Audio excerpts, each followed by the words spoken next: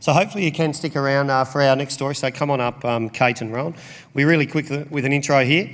And David, thank you for sharing your story. And I think you could see he's very passionate about his participation in the program, and that came across in a very detailed presentation. So thank you. So moving on, and we do have an audience live streaming as well. So welcome to our live stream audience. And with me here on stage, we have Kate Blissett and also Rowan Foss from TasWater. I might just even skip the bios because we can get straight into your presentation. So welcome, Kate and Rowan. Thanks, Cameron. Terrific presentations this morning. Really enjoyed them and I learned a lot from them. I hope you did too. And it's so lovely to see a lot of familiar faces in the audience this morning. It's almost like a reunion for me. We're going to romp through our presentation in record time, Rowan, if you're up for that. Conscious that we all need to get back to our day-to-day jobs, but happy to stick around afterwards if you would like to catch up and have a chat. More than delighted to do that. TasWater, I guess you've all heard of us. We've been in the media once or twice over the last couple of months, but of course we are an organisation that's still going through some significant transformational change. And my role there is Department Manager, Capability and Performance. So I have the funnest job in TasWater, I keep telling everyone. I get to look after all of the learning and development, succession planning, workforce planning generally. And I guess that's where my interest and now my passion has started to blossom around the ageing workforce issue. But before I go any further, let me just tell you a little bit more about TasWater. We were founded in 2013. As most of you may know, we were bringing together 3 former water corporations, Ben Lomond Water, Cradle Mountain Water and Southern Water, and on stream our service provider as well, which has been a super interesting journey. We're still owned by 29 councils, so we've got 29 different bosses, which is quite an interesting fact in itself. We've got over 200,000 water connections, we've got 176,000 sewerage connections, and we've got over 6,000 kilometres of pipes, all of which are ageing, just like our workforce. So we've got some pretty big challenges. We're in the position of our journey at the moment where we're building a values-based culture.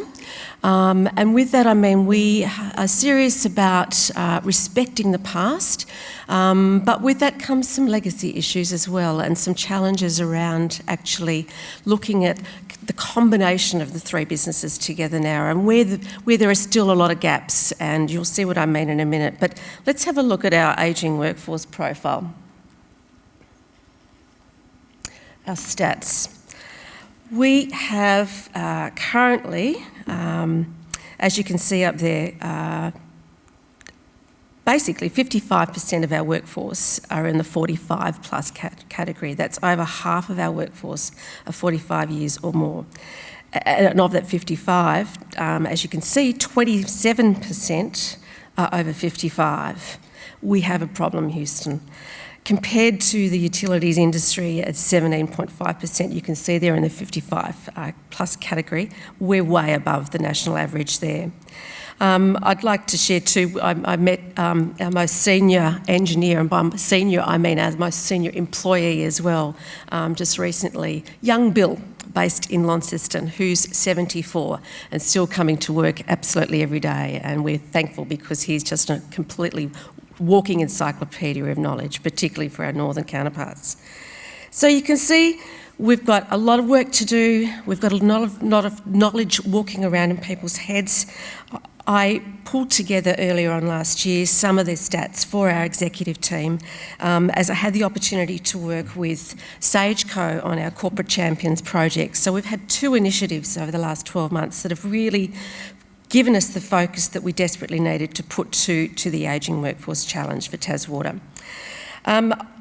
Quite frankly, I think the executive were a little bit shocked about what we looked like and quickly began to understand the risks to the business, and that got their support instantly. And as you can see, Mike Brewster there is one of our biggest supporters in terms of looking at our ageing workforce strategy, and has tasked us with building a 10-year plan, which I am hoping to present with Jeff Pearman in July. Let me tell you a little bit quickly, just keeping an eye on the clock there, Cameron, about our Corporate Champions project. Similar to David, we started with our workforce data survey and quickly realised that in working with Sageco, we did have a problem, particularly around knowledge capture. That was a key focus for us in that sense. We also went through all of the divisions and called for volunteers. I did a lot of stalking, actually, I've got to be honest. But Dave Marr stepped up. He's our asset management man based here in the south. And Dave has come from working at the Norfolk Council. So Dave's got approximately 30 years of knowledge that he's obtained working through the council, through Hobart Water and Southern Water and now Tas Water. So he was a bit of a reluctant sage in the first instance, but now I can't stop him. He's literally coming up to me every week with somebody else I should put on my list of people that need to be potential knowledge capture candidates. I think I've created a very pleasant monster. He's just delightful. So we worked with Dave and he developed, alongside with the Sageco team, and I know Catherine's here this morning, a pilot program around understanding where our asset information. Dave still gets phone calls at 3 a.m. in the morning. Dave, where's such and such pipe, or where's this lever, or where's that? So we need to get a lot of knowledge across the business, downloaded into tools, resources, formats that we can use for the long term.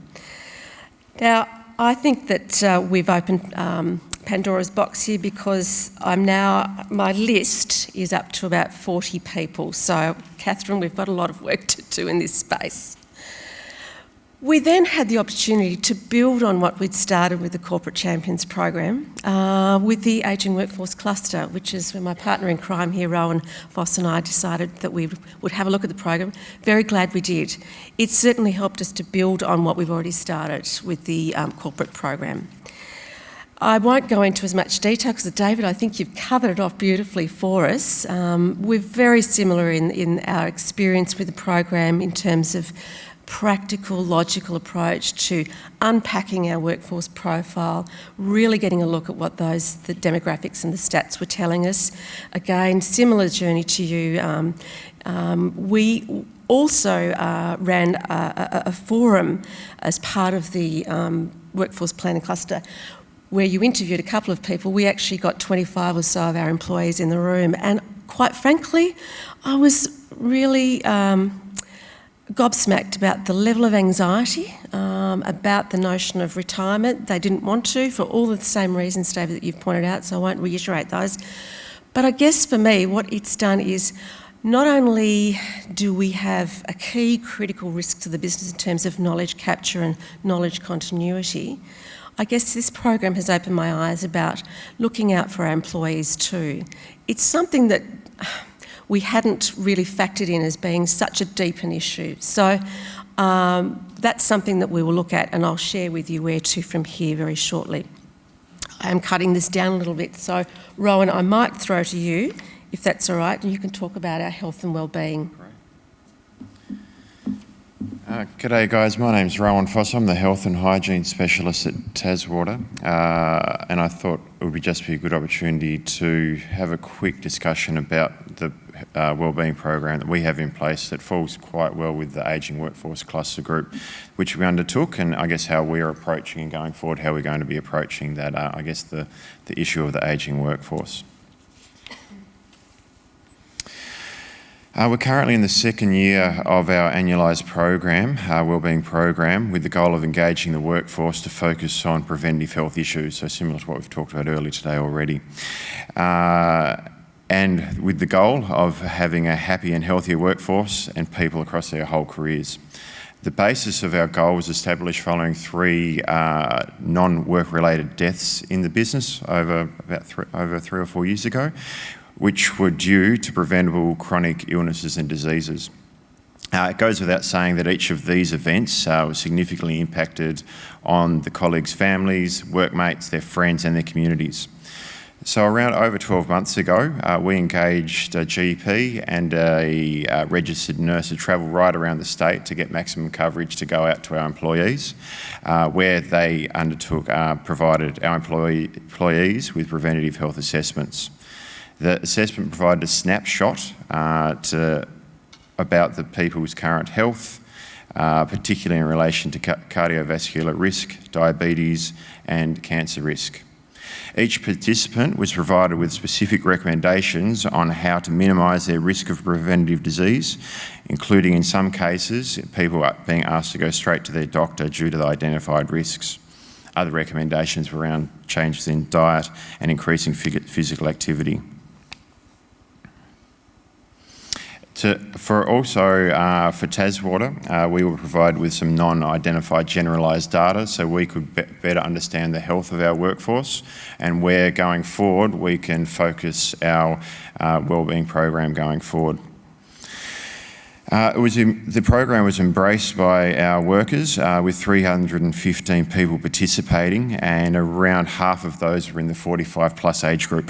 The 2016, which was great. The 2016 program has also kicked off with more preventative health assessments, and we've also added in more layers of information so people can actually start developing one-on-one programs about how to change their health. Moving forward, we hope to see Taswater's overall health improving and also addressing some of the issues that will come with an ageing workforce. That's me. Thank you. So just in summary, where to from here? Similar to you, David, we're looking at finalising our workforce strategy, as I said, in July. We're already looking at the other initiatives that we can pull together, starting to join the dots. Again, we too have policies. We're really good at writing policies. We actually need to promote them and implement them.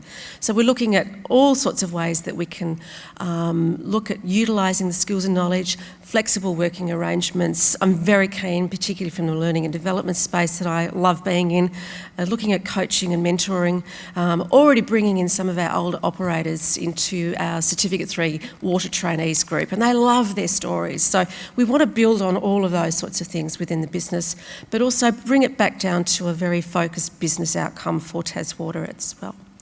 Happy to stick around. I know I'm getting the look, so I better leave it there, but been delightful this morning and thoroughly enjoyed sharing that with you. Thank you.